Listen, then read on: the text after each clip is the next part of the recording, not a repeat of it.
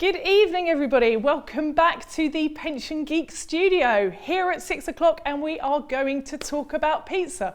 What better time to talk about pizza than at tea time? Now, a bit difficult for me because you can't see, but the rest of the Pension Geeks here have all just had their Dominoes delivered. Yay! Whoa, yeah. So if they don't say anything, it's because they're too busy eating. But of course, we're not just going to talk about pizza tonight. We're going to talk about pizza or pension. Of course, we're going to mention pensions, but we're going to mention lots of other things too, because in my quest to make you guys more financially happy, we are going to discuss this evening, is it going to be better for you to spend your money on a takeaway pizza, like the Pension Geeks are doing tonight, or is it better to do something else? Maybe pay off your student debt, maybe pay and save for your first home, or should you be paying into your pension? Woohoo! Pensions are mentioned. Now, so I'm going to be talking about this for about the next 10 to 15 minutes, but during that time, if anything springs to mind, if you want to ask any questions, type them in. The geeks are here on hand. They're going to be filtering them through. Then after that 15 minutes, we'll have a small break. Johnny will come and join me on stage and we will get those questions answered. So we'll be finishing by 7 o'clock at the latest, so you can go and get your own pension. Own pension? It might be a pension. It could be a pizza. Whoa! But of course, not forgetting, for the best questions or the best series of questions for this week, the Golden Geek glasses are still up for grabs. So are you going to get them? Get those questions in. Right, so let us get started then. So, first of all, what I did yesterday is I looked up a survey and it said on the Eat, Drink and Sleep survey of 2019, can you guess how much each person in the UK spends on average a month on takeaway? It was more than I expected. £80 per person we spend on takeaway a month. But I thought, that's not quite good enough because I want, what? I want the alliteration. I want the pizza or pension, because of course that £80, that's Chinese, that's Indian, that's fish and chips. So I thought I would do some extensive surveying of my own. So I actually went to my two 20-year-old girls, and you know who you are if you're sitting there behind the camera, and said, right girls, you're at uni, how much do you spend on pizza every month? They asked all their friends as well. I asked all my friends. I think that's a big enough survey. The answer came back, it's about £30 a month that we spend on pizza. Now, your figure might be slightly higher, might be slightly lower, but whatever I'm going to talk about, the same principle is going to apply today. So what can you get for that £30 a month for a pizza? Now, if you're like Johnny, you like a Domino's and your favourite is cheese and tomato, you can probably get for £30 2 cheese and tomato pizzas a month, and probably a couple of sides as well, maybe some pension wedges. If you're more of a mighty meaty or a vegan extravaganza, maybe you won't be able to get the sides, but that's pretty much what you can get. 2 pizzas a month for your £30. Not bad. And out of curiosity, I just thought, what does that really give us? So, you know, don't be afraid sitting there. But each personal serving is about 1,000 calories and about 30 grams of fat. I'm putting my pizza back. Just save it for me later. So yeah, that's what you're getting. But let's face it, you are getting a really, really nice dinner twice a month for that £30. So let's not worry about that yet. So what could you do instead? So let's start first of all on student debt. Now there may be many of you out there who have graduated and are sitting there with student finance and student loans to pay off. Now again, I looked at another survey, this was from Statista this time, and it said that on average, the UK student comes out with about £40,000 worth of debt out of university. And do you know what? I thought about that. That's probably about right nowadays, because tuition fees are what? Just over £9,000 a year. On top of that, you've got your maintenance loans, which are the things that just help you live day to day. So just tuition fees alone is going to be 27 grand. Add on the maintenance loans as well. Easily 40 to 50,000 pounds worth of debt when you come out. It can seem like a scary figure. Now you start paying that back the April after you finish university. But you only start paying it back if you earn enough. And you have to be earning £26,575 a year gross before the student loans company starts taking that money off you, but it automatically goes through your payroll. And if you do earn above that, then you start paying 9% of your salary above that threshold a year. So let's think about that. What does that really mean in practice? So I come out of university, I'm earning £25,000, pretty good job. That's fine. I'm paying absolutely nothing at all because I haven't reached that threshold of 26,575. Now you might be like one of my daughters who's probably going to come out of uni and say, I'm not really ready to live life yet. Do you know what? I'm going to jump in a camper van. I'm going to travel off around the world and go and see it. And that's fair enough. And unless you're earning that 26,575, again, you're not going to be paying anything back.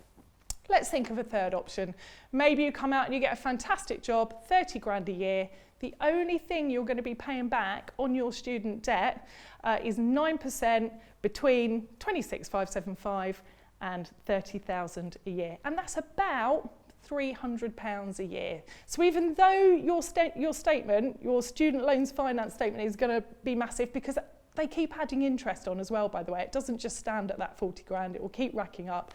Don't worry about it, don't think about it, just think about it as a 9% tax. But, oh, and by the way, this is the really important thing, if after 30 years you haven't paid it off, it gets wiped. So it doesn't matter how much you've paid, if you've still got a load left, doesn't matter, 30 years, you're done. So you could sit here and go, Sarah, I'm feeling sensible tonight. I'm not going to be like the geeks. I'm not going to buy my takeaway pension. I am going to put that money aside and I am going to pay it back on my student loans. What would you say about that? Well, what I would say is only 83, but sorry, no, turn that around. Only 17% of people ever pay it back within that 30 years. 83% of us don't earn enough to ever pay it back in the 30 years and it gets wiped. It's only if you're going to come out of university and earn on average above 55 to 60,000 pounds a year that you've ever got a hope in hell of ever paying it back within that 30-year limit.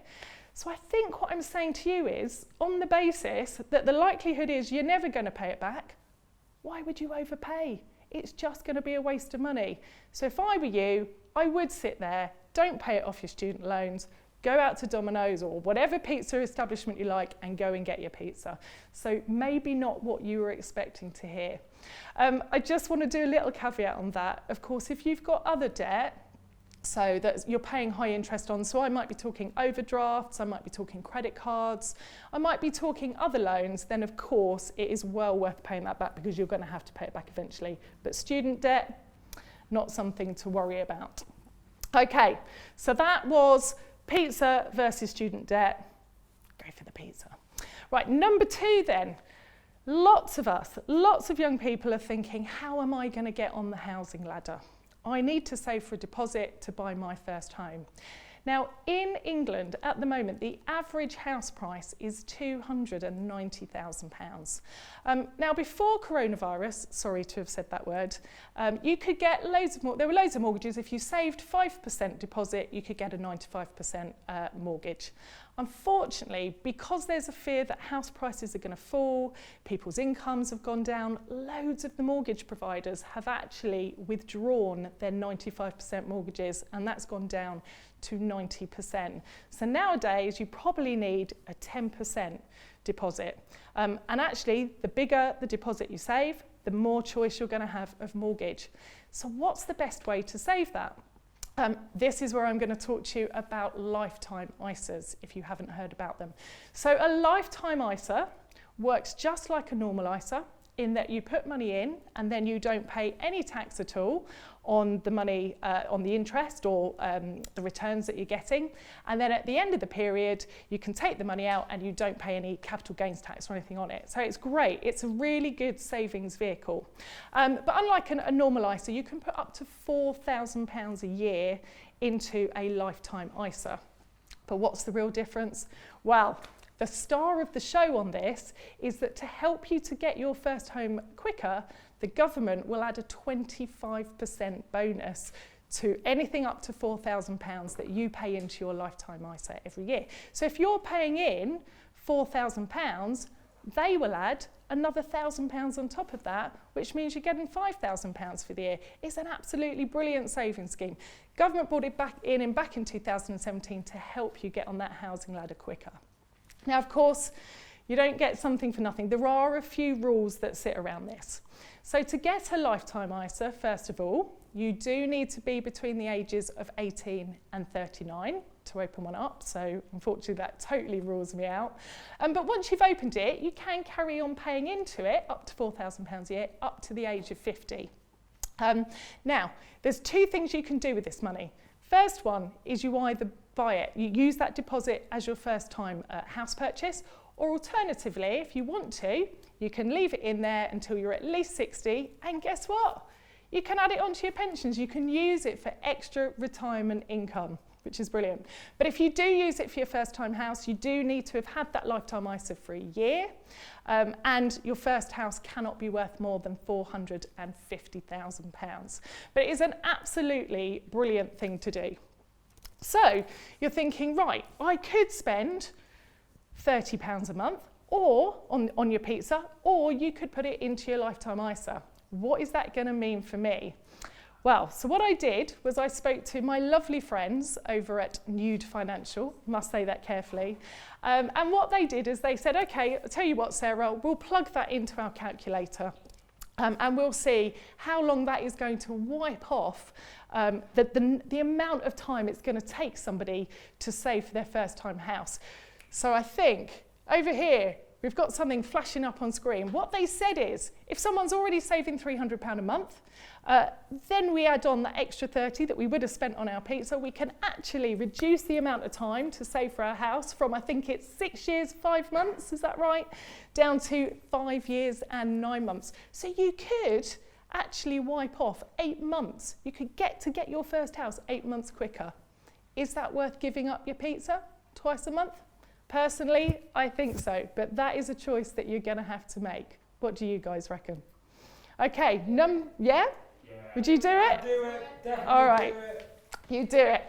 Right, this isn't scripted, by the way, so if I keep looking over here, it's because I'm thinking, right, what's coming next? Let's go. So we've done student debt. Eat your pizza. We've done your first house. Pretty much. I think that's a pretty good deal. If you can get your £4,000 in there, maybe give up your pizza and put a little bit extra in. Let's get on to the star of the show, because we all love pensions. Thank you very much, Johnny and Rach. So, pensions. Now, if you have been following Pension Awareness Day, Pension Awareness Week, you will know some of this. But we all need to save into a pension, because eventually we are not going to want to work. We are going to need to have saved a pot of money that's going to provide us with some income in retirement so that we can live. And it is still the most tax efficient way of saving. So any money we put into a pension, we get full tax relief on the contributions at our highest rate. Now, if you are age 22 or over and you work for an employer, you will know that you will get automatically enrolled into your workplace pension, which is great. And that means your employer pays a contribution in, you pay a contribution in, it goes into your pension pot, it gets invested, and with all of that compound growth, you're trying to get as much money in there for when you get to retirement age.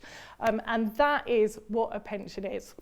Now, what will happen if we decide at age 22, when we join in, not only are we going to put in the amount of money we need to put in to get our employer contribution, and preferably we put in the maximum we can to get the maximum from the employer. And if you've listened to any of James's sessions, he'll have drummed that into you. But what if we say we're going to pay just £30 extra? So there are lots of pension calculators out there. Money and Pension Service have got one. The Which magazine have got one. So I tapped it in, and again, I think we've got something. Have we got something that flashes up? Maybe we haven't. Doesn't matter if we haven't. No. Of what? Of how much we can get if we save £30 a month from age 22. Doesn't matter. I've got a visual. No, I've got the figures here. It's absolutely fine. So if you put in £30 a month at age 22 and you saved it all the way through to your 65, you are going to have an extra £30,000 approximately in your pension pot. Now that is making some fairly linear assumptions. It's making an assumption that there's a charge of 0.75 and that you're getting an annual return of about 6%, but that's quite doable if you're investing over the long term. But that's £30,000 extra at age 65 that you wouldn't have had. And let's not forget that you can take 25% of that tax-free. But I'm just going to give you a little bit of a hint of what's going on in my head about retirement. So yesterday morning I thought, right, £30,000, what can I do with that?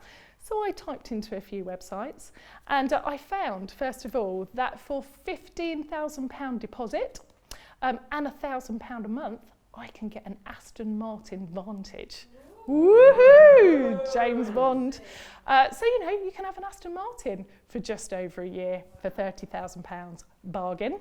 Alternatively, a few round the world cruises, 100-day cruise at the moment, bearing in mind nobody's really going on cruises, but, you know, if we're looking about a year out, they're about £10,000 to £12,000. So for my £30,000, I could get 3 round the world cruises extra if I put that £30 in. Or it could be, and we were talking about this earlier, weren't we, Rach and Johnny? We could buy a camper van. We could go round the country in our camper van doing some travelling, just for putting £30 a month into our pension at age 22 and saving it all the way through to 65. But I don't want to alienate those of you out there that might be a little bit older, have a few more grey hairs, a bit like myself. So I've done the figures, I've got them over here. So if you are age 30 and you start putting in that extra £30, that could get you an extra near enough £22,000. That's still 2 round the world trips on a cruise. If you are age 40 and you start putting in that £30, you could get an extra, near enough £14,000 extra. So to me, that's still a pretty nice car. Or age 50, £7,500. An absolutely brilliant holiday to start your retirement off. But do you know what? That is not the best bit. The best bit is, as I alluded to, you put your £30 in because you get tax relief at your highest rate. If you are a basic rate taxpayer, it only costs you £24. If you are a higher rate taxpayer, it only costs you £18. So let's assume that you're a basic rate taxpayer. It's cost you £24 to get that £30 into your pension. You got £6 left over. Wait for it. This morning, on the way here, I decided to go to Aldi, this month's cheapest supermarket, according to the survey. And look what I could get for my £6. 2 rather lovely pizzas, bargain, so I can have pension and pizza all rolled into one. I can't say fairer than that. I hope I've sold you. Think about putting that £30 into the pension. Right, that is all I'm going to say. So, Johnny, I think we're going to stop there for a minute, recharge your cups. We're going to recharge ours. I'm going to move the pizzas out the way. Johnny's going to come and join me, and then we'll be taking your questions. So stay where you are, refill your cups, and we'll see you in a moment. Cheers.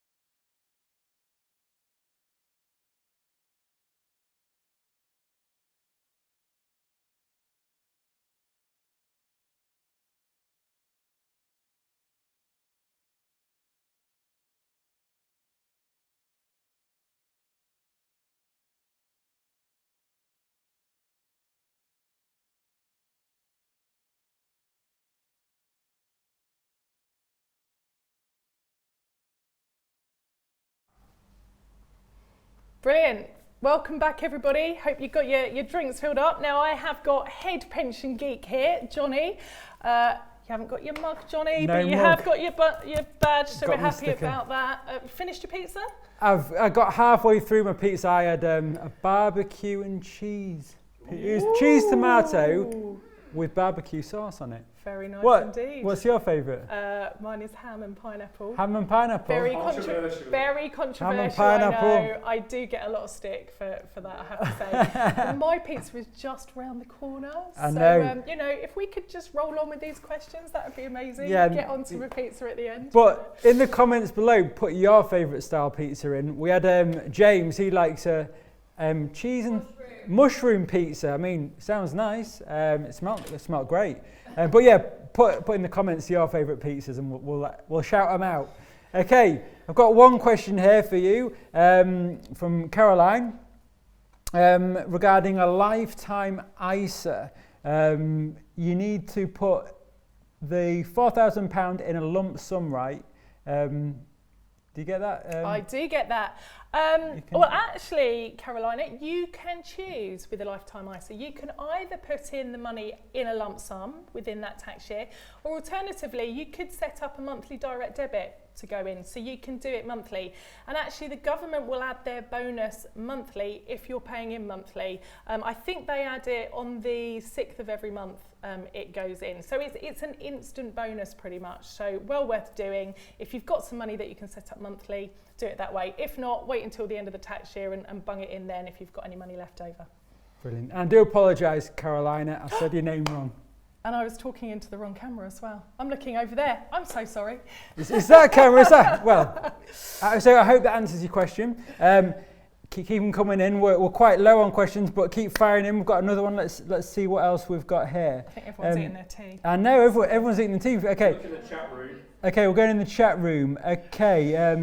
Joanne. Do student loans have any impact on the amount that banks will offer you as a mortgage?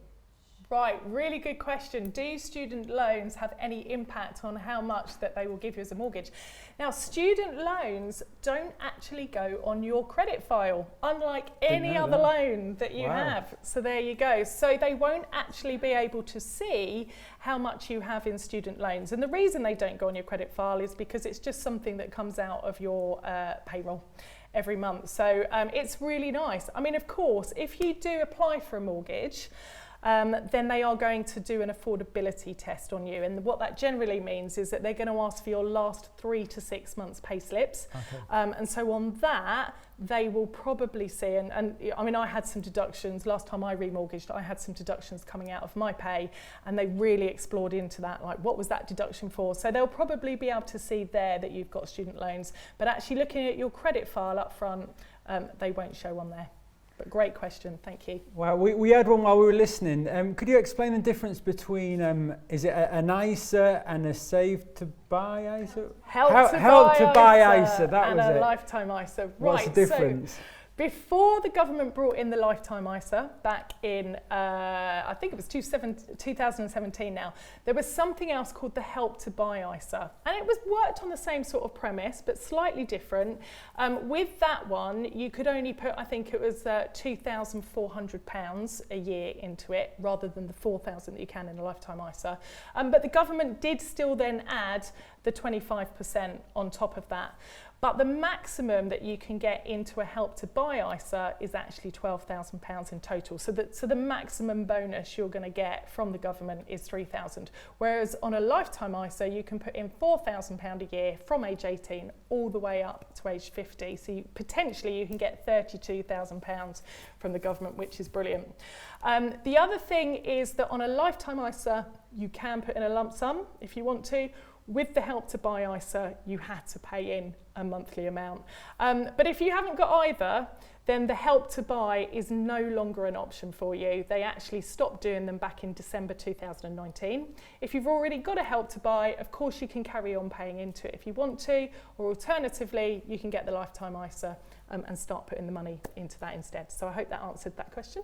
Wow, thank you. Yeah, well, I think it did. Really, really good. Have we got any more on your screen? What would you say is better, a lifetime ISA or a pension for saving for retirement? Ooh, interesting. So normally, as I said before, a pension is still the most tax efficient way of saving for retirement, because not only do you get full tax relief on the contributions that you put in, up to £40,000 a year, but once you've saved that pension pot, you can then get 25% of that pot out tax-free. With a lifetime ISA, you do get some tax breaks, but the money that goes into it is already out of taxed income, so you don't get that tax relief there. The only thing you do get is tax-free growth on the investment or the interest. But when you take it out again, although you're getting that 25% top up, which is in effect some free cash, you're not going to be getting a lump sum. It can only go towards either your first time house or for your added income. So if you're comparing the two, lifetime ISAs are good, but if you're saving for retirement, max out your pensions first, because that is the most tax efficient way of saving for retirement. Of course, if you've maxed all of those out, then and you're still between the ages of 18 and 39, then a lifetime ISA might be a great thing to look as an addition. Reiterating that, I see we've got another question. Is it worth stopping Help to Buy ISA and take out a lifetime ISA?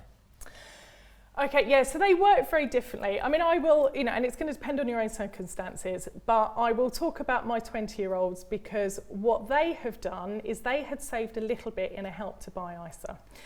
They decided that they were going to stop putting into that and they were going to be putting into a lifetime ISA, and the reason is that they can get more into that and they can get bonuses for longer from the government in the lifetime ISA. So what they did is they took out, I think they had £2,000 in their Help to Buy. The only thing you can do with Help to Buy, other than use it for your first time house purchase, is to put it into a lifetime ISA. So they transferred it in, they put in the 2,000, they straight away got their 25% bonus on that. They can still put in another 2,000 this tax year, and then they can carry on saving. So I think it depends, but the thing I love about the lifetime ISA is that you get that instant bonus, whereas with the Help to Buy, you waited all the way until you wanted to use what you had in the pot to put down as a deposit, and at that point the government put in their bonus, so you didn't get that compound growth on the government bonus that was going in. So that's my personal opinion, but have a chat. If you've got a financial advisor and you're really not sure what's best for you, have a chat with them. So we've got another question coming. Did you say that a lifetime ISA was only up to 39? Is that correct? So you can only start one up until the age of 39. Okay. As long as you've got it open, Yep. then you can continue to contribute into it until you're 50. So for another 11 years after that. So the second part to that question is there anything similar for people who are older? Oh. Over 40, like me. Well, if you want Just some... over 40. Just over.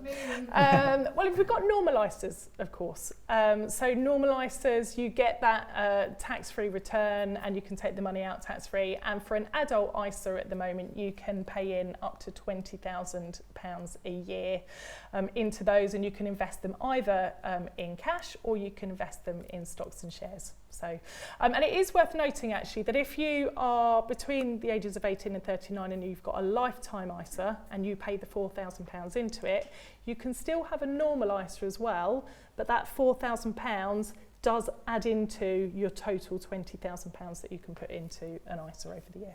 Rachel, we've got two questions, haven't we, the same? We've got one from Anne-Marie. She says she's got 4 years left to work, already paid added contribution of £300 per month for a number of years, but I thought of increasing this to £400 for the next 4 years.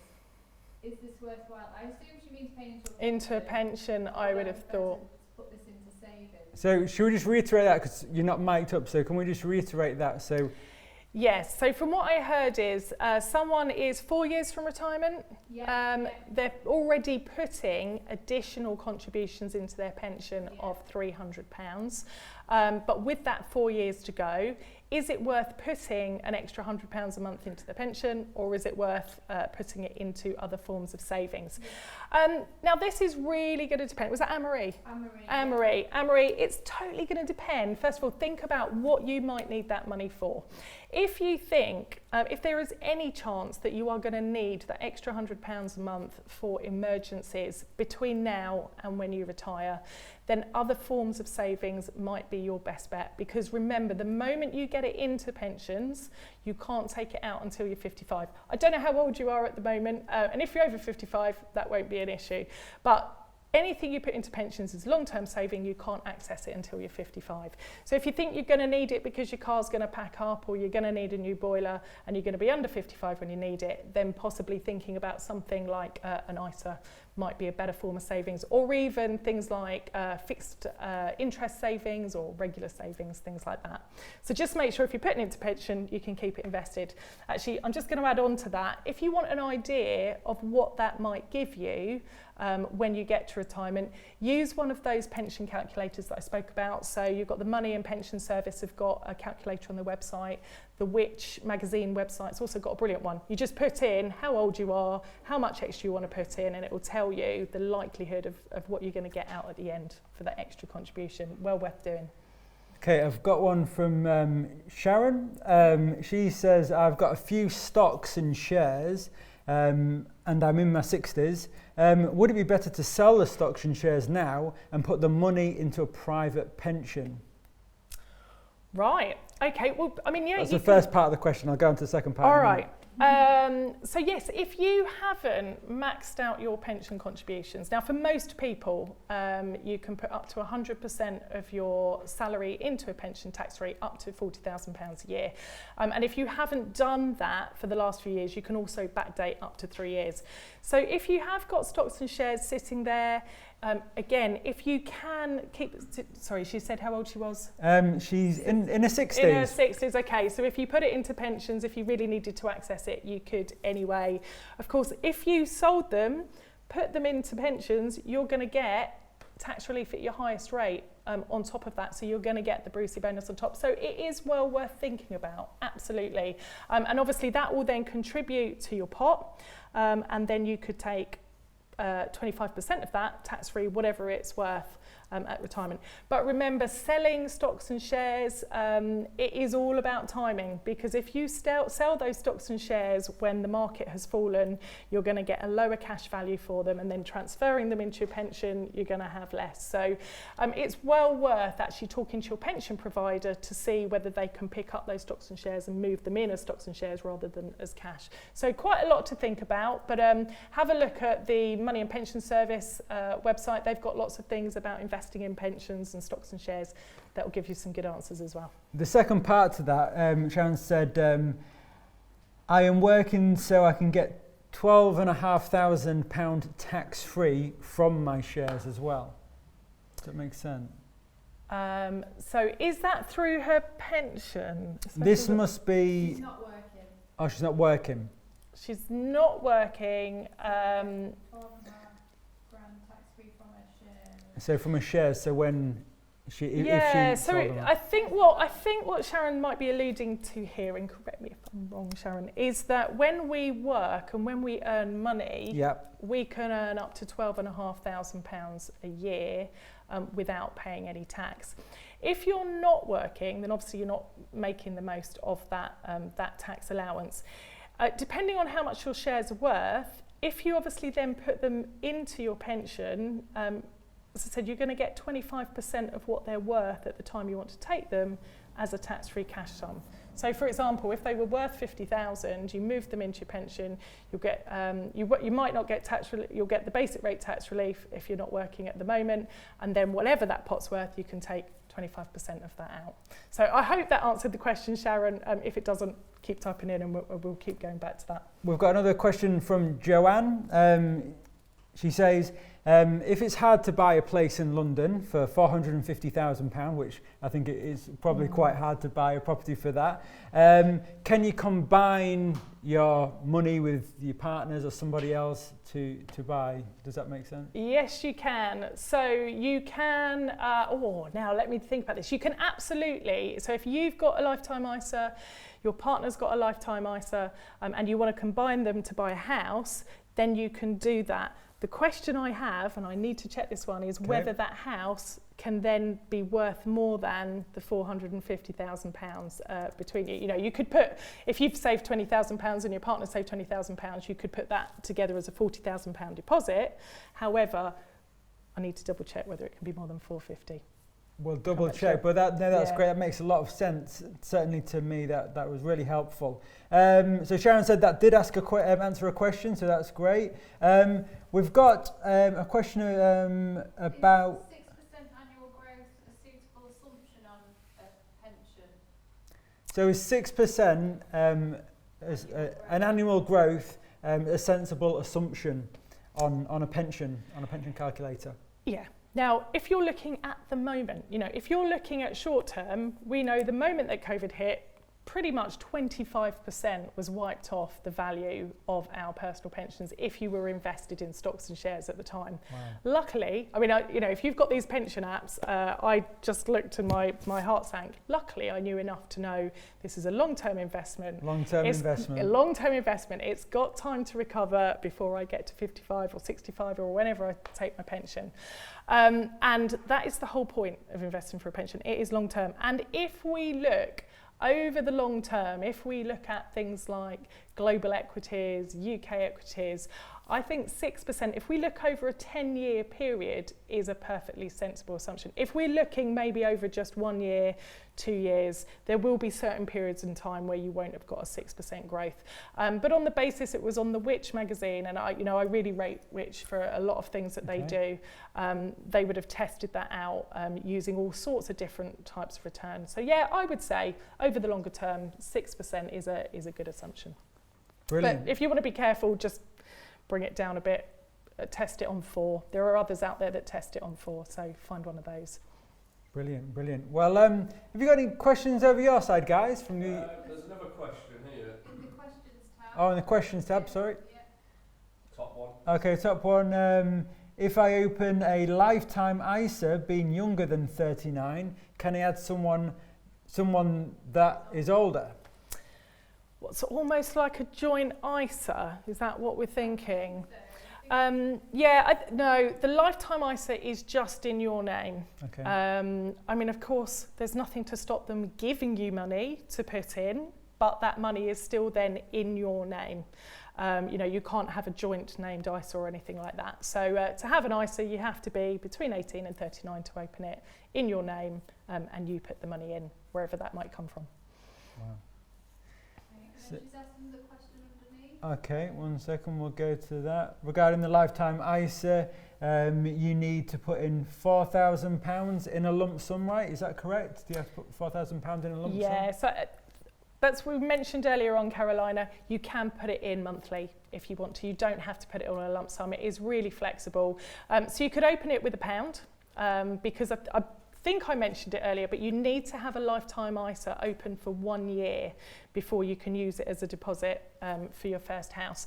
So even if you think you haven't got much money to put into it now, but I think I'm going to need it in the future, I want the government bonus, open it now with £1, and then you can add money as and when you want to. If you can't put £4,000 in this year, it doesn't matter. If you can only put £100 in and get a £25 bonus from the government, then you can do that. Wow. But the sooner you open it, the sooner you've got that facility, and you can use it as and when you want to. That's a great question. Is it tricky Brilliant. to open it with like put a £1 in now when you've got it? Yeah? Yeah, that's Open what it with just £1. Open a £1. Absolutely. Well, you're going to do it.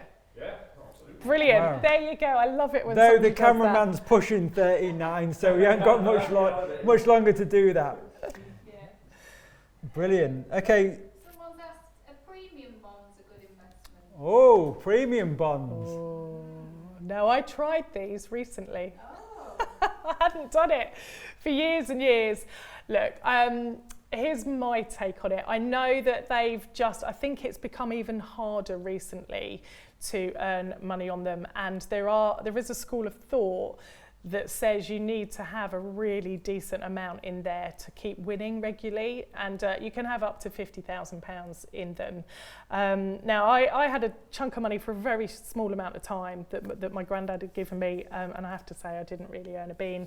But it's good. You know what? If it's a difference between I've got a chunk of money and I know I'm going to need it in 6 months' time, I could keep it in my current account where, let's face it, it's going to earn absolutely nothing at the moment because the savings rates are absolutely on the floor.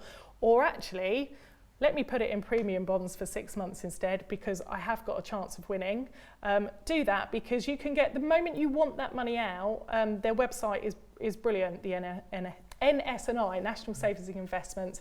I pressed disinvest and I had it back in my bank account within 2 days. Right, because that's what I was going to ask. I didn't know if there was any kind of, you know, some ISAs, or is it all ISAs, if you put money in there, you can't touch it or you can't get it back within a certain amount of time. Is that correct? Yeah, oh, do you know what? I don't know if I mentioned that. Is Oh, that one thing I went Golden Geek glasses for me. Oh my goodness. You know, put them on for a little bit. Just in case I didn't, I was in the zone earlier. If you take your money out of a lifetime, yeah, I'm sure I did. You if you take probably your money did. out of a I was eating lifetime pizza. ISA for any other reason than buying your first home or for retirement, there is usually a 25% penalty for taking it out. So if you took 25%. 4,000 out, you'd only get 3,000. At the moment, because of COVID and because you know the providers know that people might want to get their money out because they're struggling financially, they've reduced that penalty down to 20%. But it will be going back up to 25% come April next year. So yeah, once it's in a lifetime ISA, best to leave it. Otherwise, you're going to get that penalty. Whereas in a premium bond, if you've got a few months to invest, shove it in. You've got to be in it to win it, right? In it to win. I'm going to try some premium bonds. I'm really interested in that. I've got. We're going to go back to one of the questions. Cameraman's. The premium bonds, is it protected? And Yes, you can't lose your money in premium bonds. So you can't lose your it's money not in going to premium go bonds. down. The money is there, government backed, all the rest of it. If you win And if you win, it is tax free. Absolutely. Wow. You're I mean, we're asking not all the right plugging premium questions. bonds here by any means. It's good to.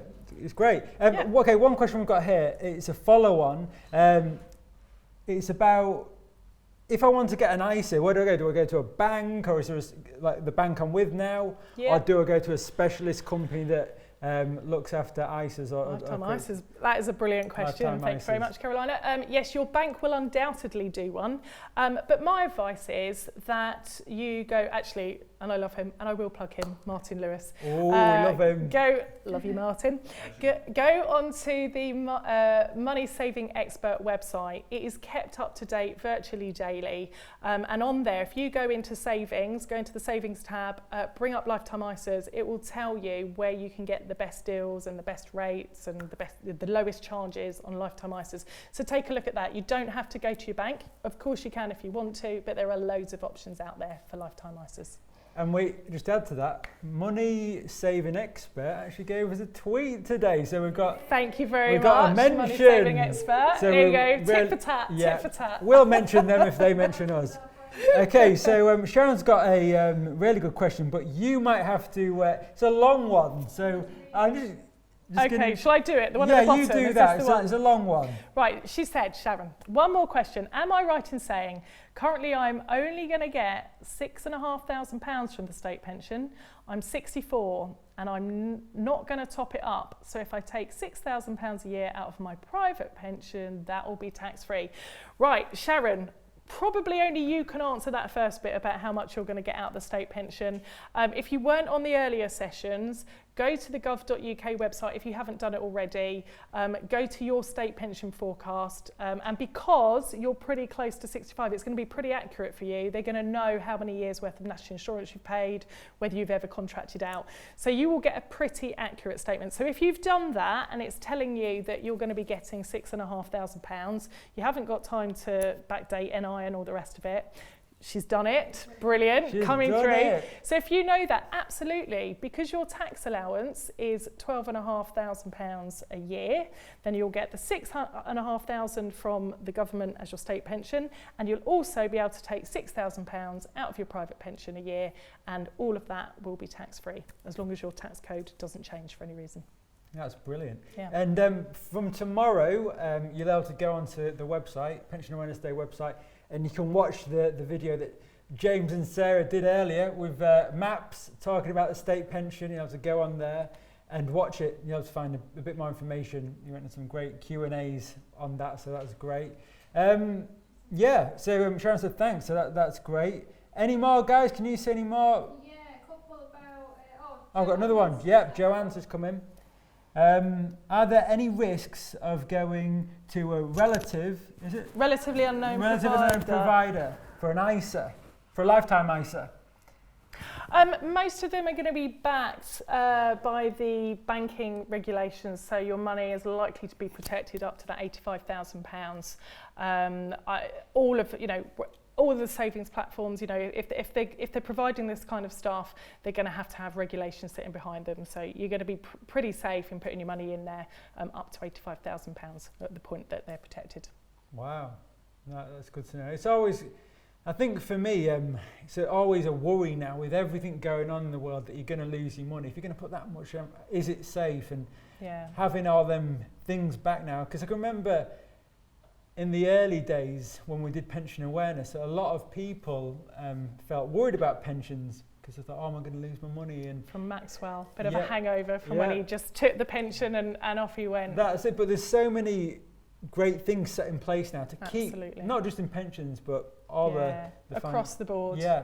Brilliant. So I mean, the only chance really of losing your money in a lifetime ISA or an ISA is if you decide to invest it in stocks and shares, and for whatever reason the shares that you choose plummet and go down. That's always a risk. With any investing, you have to know that there is a chance of losing money. I mean, generally, as we said, in a lot of particularly when you're spreading across different funds, on the whole, investing in stocks and shares, your money goes up over a long period of time. But, it's not guaranteed. We've got one from Carolina. She said she's been onto the Money Saving Expert, and they say that you can use this account to buy your fly on the first first home or retirement. Yes, so you will get the bonus. Okay, I get it now. Yep. So as long as you use it for one or the other. Because with the lifetime ISA, as you put your money in, pretty much the government are paying their bonus month on month. As long as you use it either for your first home or for your retirement, you will get that government bonus of 25%. So thank you for clarifying that. Brilliant. Yeah, thank you very much. Okay, have we got any more? I can't see any more. Have we got? We've got one on property prices. What do you think is going to happen to them? Property prices. Oh, I need my crystal ball. We need to know about that. Yeah, it's really funny. I read quite a lot about this because I did a home buying webinar a few months ago, and lots of places felt, obviously the housing market became stagnant because people couldn't look around houses, and it all kind of ground to a halt for a little while. I mean, that's all now back up and running. But I think because obviously people's incomes are dropping, we had lots of people on furlough. Generally, I think the housing market felt that there wouldn't be as much demand and that house prices were going to fall. There were predictions that house prices were going to fall by as much as 10% in certain areas of the UK, which is one of the reasons why the mortgage companies pulled some of their 5% deals. So that you could only, and now you need a 10% deposit, not 5%. I mean, I have to say, I haven't looked in any great detail around, but I live in Essex, which is not that far from London. The housing market seems really buoyant, actually. I mean, I looked at the ONS statistics, and I think they thought that maybe house prices had fallen potentially up to 2 to 3% in some areas. I really don't know. I mean, I think maybe we're just at the beginning of the financial hardship. There's more to come. Furloughing is ending at the end of October, and I think that's when we're really going to start to see some of the financial difficulties kicking. It's going to be harder for people to get mortgages, and if it's harder for people to get mortgages, there's going to be less people going for the same house. Prices might start to dip. I won't confess to being a house price expert. I'd like to think that it will pick up.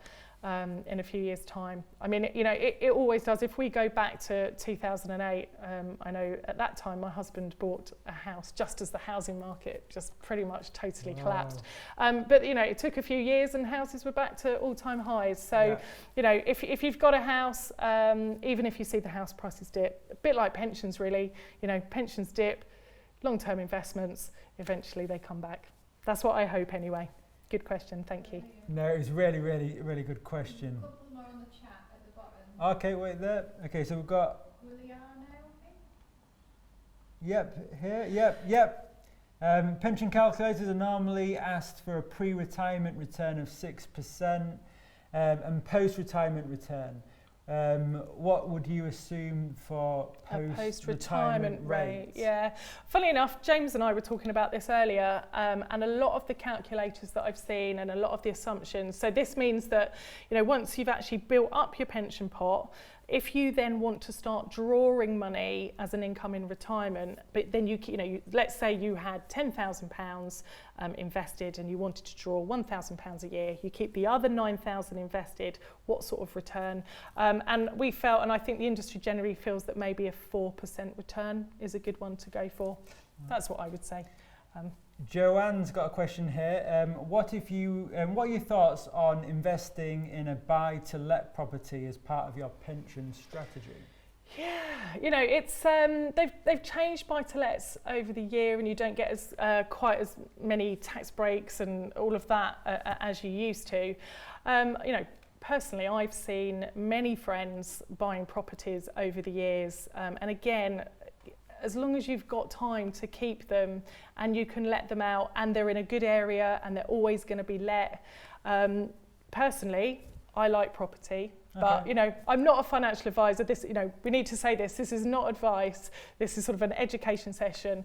But personally, buy to let property, if I had the money to buy a few around the country, I would certainly be doing it. Really? Yeah, I'd love to. That's what I want to do. The thing is, I always worry about buying a place to rent, and I think I'd love it, and kind of when someone goes in it and trashes it. I know it's only superficial, but I don't know. Yeah, you've got to factor all that in, haven't you? And I guess you've got to look at the rate of return and what you're likely to get, your yield. But there are certain areas, and I know there's a lot of student areas where you can pick up houses pretty cheaply. Wow. And if you can keep them for a long time. So brilliant. Yeah. All right. One more question. Okay. Okay, if you have a help to buy ISA paying 2.5% per annum, and the best lifetime ISA pays 1.1%, is it safe to assume that a lifetime ISA is still better given the max 1,000 return? Ooh, it's an interesting one. Well, do you know what? If I was in that situation, if I've got a help to buy that's paying me 2.5%, I would probably leave that there. There's nothing to stop you leaving that there. You can then open a lifetime ISA as well. You can put any new money into that if you want to, but you're going to have to do a projection. It's so hard to tell whether that, if you want to be paying the maximum of £4,000 into a lifetime ISA, that's £1,600 more than you can actually put in into your help to buy every year. So I think if you're going to max it out, then you're probably better maxing it in the lifetime ISA and getting the extra £1,000. If you've got less to invest and you've already got that help to buy paying almost double the interest rate, then that could be a good call. I think what you need is probably a calculator that does it for you. Can't do it in my head right now, but I'm sure that there'll be something out there. Have a look on the Money Saving Expert website, seeing if they've got something. I think they were doing a comparison actually, so take a look at that. That's really good to know. We've got one from S again. Have we done that one? Yeah, we've done that one. Okay. We've got one more about you said thank you. She said thank you. Oh, I love this one. Thank you for that. So yeah, whenever you're going to borrow money, things like a mortgage, your credit score is really, really important. And I saw a stat the other day that said 90% of people have not checked their credit score. So there are lots of places out there you can check it. There's like Experian, there's ClearScore, there's Credit Karma. Personally, I've just downloaded the Credit Karma app. Now, all of these apps now are free. You don't need to be paying for them in order to get your credit score. You need to put a few details in and then it will tell you what your score is. And it normally comes up somewhere between excellent, good, needs improving, or really bad. So when you know where you are on that scale, and all of the different apps might use a slightly different rating, but you'll be able to see where you are. But the great thing is, once you've downloaded that app and once you've found it, it will also give you tips as to how you can start to improve your credit score. So you say if it's not very good, you can improve it. It will give you tips. Now, I'll tell you, I mean, this is not going to come as a massive surprise, but 35% of your credit score is made up from paying your bills on time. Really? So if you just default on what, maybe you've got a credit card and you missed one payment on time. Well, it's not going to be very good then. That will stay on your credit file that you missed that payment for 6 years. You're joking? No. Okay, 6 so years. I've got, why do I, say like a credit, I'm going to ask a really simple question now. Go on, go for it. Yeah, why do I need to have a good credit score? What would I be using that for? What would people be looking at my credit score for? Why do you have to have one? Yeah, so when you want to borrow money, Yeah. whether that's a mortgage, whether you want a new credit card to buy, a new car or whatever it might be, that provider is going to check that you are somebody who's good and trustworthy to lend money to. Okay. So what they do is they look for your credit score, and they do that. So there's these credit agencies that pull all your details in from all your credit files, from all your banking and everything, and it comes up with your score, and that's what they look for. Now, every time you apply for credit in some way, whether that's a mortgage or a credit card or a loan, it will show on your file that company has looked or that you have applied for some credit. And again, that then adds to your credit file. But you need to have a good credit score in order to get the biggest choice available of the loans and mortgages out there. Oh, that's something I don't know, and I think I'll be checking that now. Okay, so Got a couple more questions. Okay. Quick fire. couple more questions. Yeah. 5 minutes. Alexa on the questions tab. Okay, so here, is there a way to know if my pension is being invested in a low-cost fund or the opposite or both? Both, right? Yeah, absolutely. The first place to look is probably your pension booklet, if you've got that, or ask your company who's running that pension to give you that detail, because they now have to be transparent and let you know that information. I know earlier James was talking about some of the online apps. You might be able to go on, register online for your pension details, and in there they normally give you a full list of the funds that you can invest in and what the associated charges are. And they'll also give you things like past performance to see how well they've done over the last 1 year, 3 years, 5 years. So yeah, first of all, look to see if you've got a pension booklet that gives that information. Also look on any pension apps that you might have relating to that. Failing that, go back to the pension provider and ask them outright to send you that information. Okay, one last question. We'll take one last question and then we're going to... Carolina. Okay, Carolina. Loving your questions, Carolina. One Thank second. you very much. I'm just trying to find it. Is it the top, Carolina? At the top it says, what happens if you change your mind and don't buy the house? Can you get your lifetime ISA money back? Okay, if you don't use it for the house, yes, you can get it back, but you're going to pay the penalty for getting that money out. So if you don't use it for your first house, for the first time house, and if you then don't want to keep it invested to use for your retirement when you're age 60, if you decide you want to get it out before then, not use it for that, you're going to have to pay the 25% penalty at the point at which you take it out. Wow. Which is kind of the government bonus plus a little bit more for their efforts. Wow. Unless it's within the next year, as I said, up until the end of March next year, that penalty has been reduced down to 20% to enable people who are struggling financially. Brilliant. Well, we're gonna leave it there now. We'll wrap up. We've got we'll just have one more. Yeah. How do you choose a pension provider?